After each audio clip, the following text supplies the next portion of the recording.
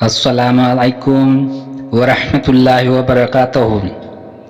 آج ہم لوگ اس ویڈیو سے وضو کی سنتیں سیکھیں گے، وضو کی سنتیں سیکھیں گے اور یہ بھی جانیں گے کہ وضو میں کتنی سنتیں ہوتی ہیں۔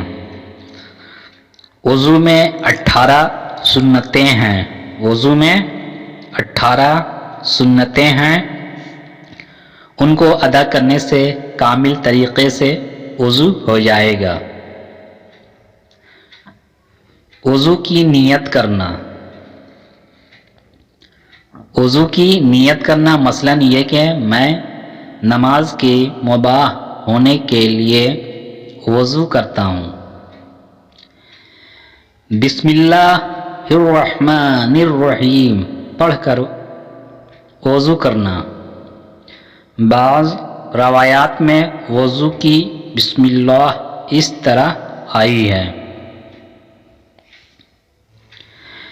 بسم اللہ العظیم والحمد للہ علی دین الاسلام، اور بعض روایت میں اس طرح بھی ہے: بسم اللہ والحمد للہ۔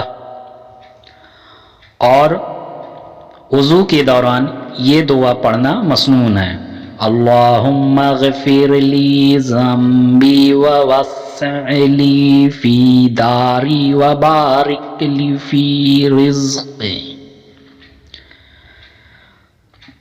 دونوں ہاتھوں کو پہنچوں تک دھونا، دونوں ہاتھوں کو پہنچوں تک دھونا۔ مسواک کرنا، اگر مسواک نہ ہو تو انگلی سے دانتوں کو ملنا۔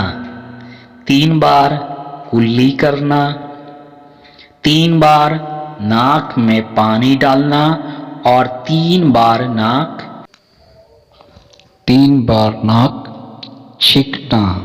چھینکنا۔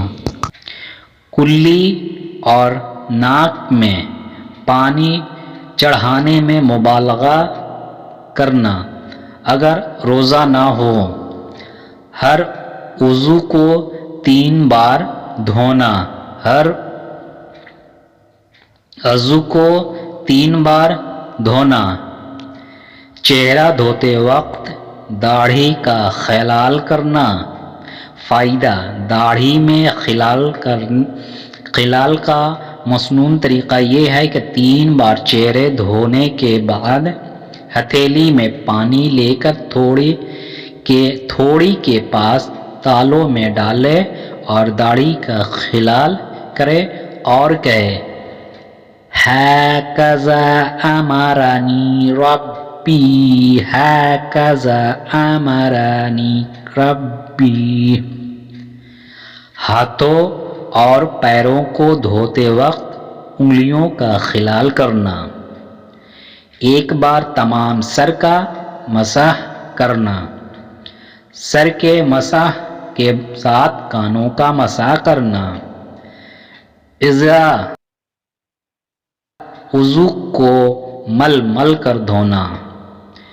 بے درپے وضو کرنا، ترتیب وار وضو کرنا۔ داہنی طرف سے پہلے دھونا، دائنی طرف سے پہلے دھونا۔ سر کے اگلے حصے سے مسح شروع کرنا۔ گردن کا مسح کرنا، حلق کا مسح نہ کرے، یہ بدعت ہے۔